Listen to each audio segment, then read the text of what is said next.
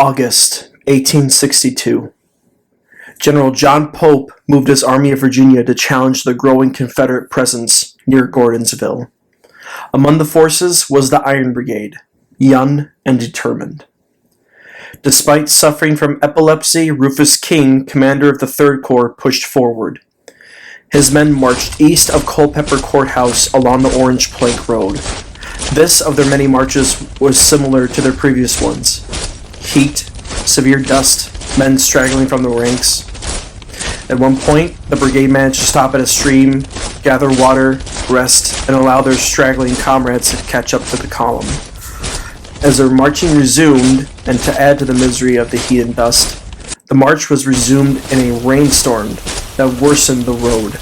Still, the men pressed on, covering 21 miles on August 10th. By August 11th, they reached Stevensburg, only to discover that Jackson's forces had already withdrawn after a brutal clash with Nathaniel Banks at Cedar Mountain. Once the brigade reached Cedar Mountain, some men, except for the veterans of the 2nd Wisconsin, would witness their first taste of war. One soldier described the aftermath.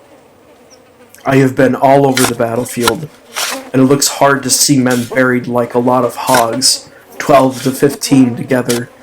I suppose they feel as well as they ever so nice a grave and coffin."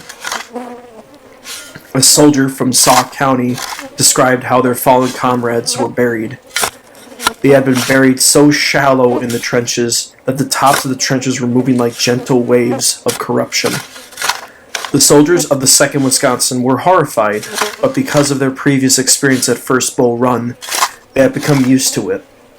The brigade would encamp there for the week, and they would be assigned one of the most grisly tasks of cremating the carcasses of the horses that were littered on the battlefield. Rufus Dawes of the 6th Wisconsin essentially spoke for the rest of the raw and green soldiers the task they had to conduct. "We were obliged to bury many of the rebel dead, whose corpses, left half buried upon the field, were intolerable. This was our first contact with one of the real horrors of war."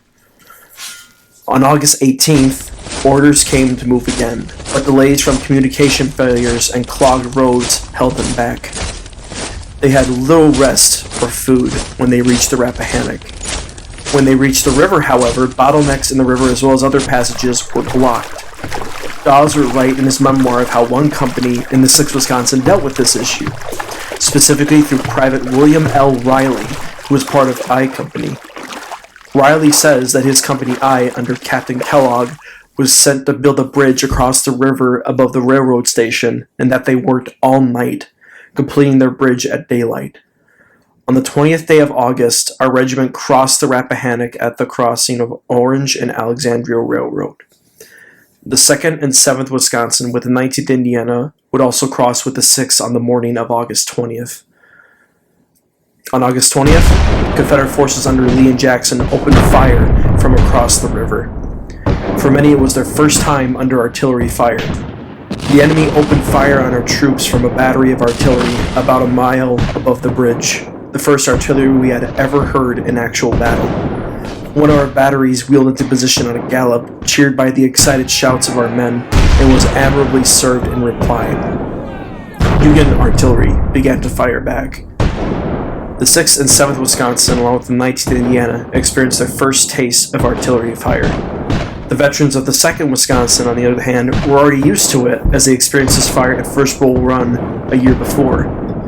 While under this heavy fire, an order was given to Gibbon and the brigade that seemed almost incomprehensible, especially to the green troops from the 6th and 7th as well as the 19th. But it was not a surprise for the veterans of the 2nd. Dawes writes again, "Gibbon's brigade was ordered to the right of King's division, and we marched along in the rear of the batteries, now all placed in order battle to fire upon the enemy. But as we soon came into range of the enemy's battery, they turned their fire full upon the 6th Wisconsin. This was our initiation. The shell whizzed and burst over us and around us. The men marched steadily, keeping their places and holding their heads high. They soon learned that discreet and respectful obedience to a cannonball is no indication of cowardice." Gibbon ordered skirmishers forward. Confusion followed as the 6th Wisconsin's line broke from its alignment. Dawes again describes how the command of the skirmishers were to play out so that they were kept in connection with other skirmishers. Lieutenant Colonel Bragg was in command of these companies. I was second. General Patrick's brigade skirmish line, next on our left, was ordered to join us and be governed by our movement. But Patrick's line did not wait, and Colonel Bragg, seeing Patrick's skirmishers advancing, ordered the right of his own line forward before deployment on the left was completed. By this accident, Company E, under Captain Edwin A. Brown, was switched off and lost from the line, and no connection was made with General Patrick's skirmishers. Our line also swung away from the proper front, and in place of advancing toward the river, we gradually changed to moving up parallel with the river, opening at every step the gap between us and General Patrick's skirmishers. The connection between the 6 skirmishers and the others of Patrick's brigade became separated, and confusion ran amok. As Dawes and his skirmishers advanced through the woods, they witnessed a sight they would never forget. Dawes once again writes, "We came upon a company or a body of cavalry with blue overcoats. I galloped up to the officer in command and asked him if he had seen any rebels. He said, 'Yes, sir. Plenty of them, just in that point of woods not 5 minutes ago.' So he pushed on pell-mell across an open field toward that point of the woods. Sharp musketry skirmishing broke out directly behind us. It was Captain Brown with our lost Company E and Lieutenant Charles P. Hyatt with a platoon of Company B gallantly driving this rebel cavalry, for such it was, across the river.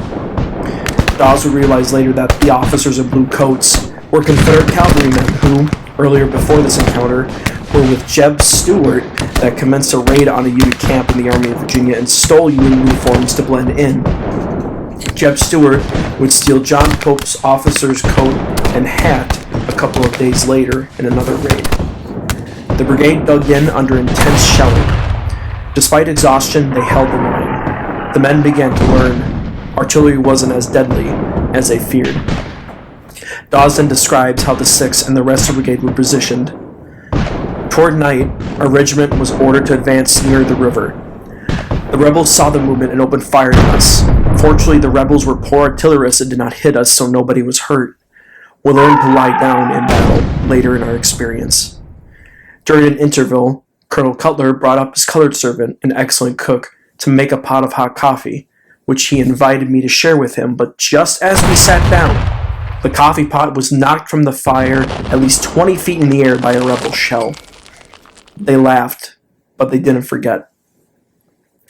Once the brigade was positioned, the artillery fire stopped. Unlike the veterans of the 2nd Wisconsin who had been under fire, Dawes again described the lesson that the 6th and 7th Wisconsin learned, as well as the 19th Indiana found that the answer to the first time under fire. Our experiences the first day under fire as we lost no men were really valuable in showing the men that artillery fire was not so dangerous as they had anticipated. During the next 2 days, we were subjected by the rebels to what I call in my journal, several good shellings. The day would close with the Confederates on the other side of the river. But during the next 3 days, strong reinforcements from McClellan began to arrive. The first to come was John F. Reynolds' division, which was assigned to McDowell's corps. Other divisions that arrived also were under the command of Major General Joseph Hooker, a hard-scrabble, hard-drinking general, but devoted to the morale, welfare, and care of his soldiers. Confederate cavalry struck Union supply lines. While others lost everything, given supply wagons were spared, thanks to the resistance of sick and wounded soldiers. Because of movements by Confederates under the command of Jackson, Pope ordered McDowell's corps and the brigade to commit a reconnaissance of Confederate forces, but came back with information that Jackson was not anywhere near Sulphur Springs, and as a result, Jackson slipped through the valley heading toward Manassas. Jackson and his forces would commence a raid there that destroyed even more Pope's supplies for the army and took the rest that they could. As Jackson disappeared, Pope ordered his forces to converge near Gainesville. The brigade would march near Warrenton, where they saw burned wagons and trains, many with their food taken or destroyed. The brigade would march to Gainesville, hungry, and reached it on August 27th, encamping for the night.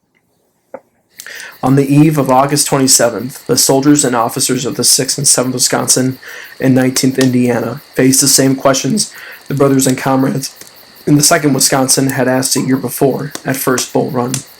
Will I survive? Will I run? Will I be remembered? Will I be a coward? Will I fight with my brothers? The next day, the brigade would fight at Bronner's Farm. What began as a march became an initiation. Blood, wounds, and death would come on the morrow.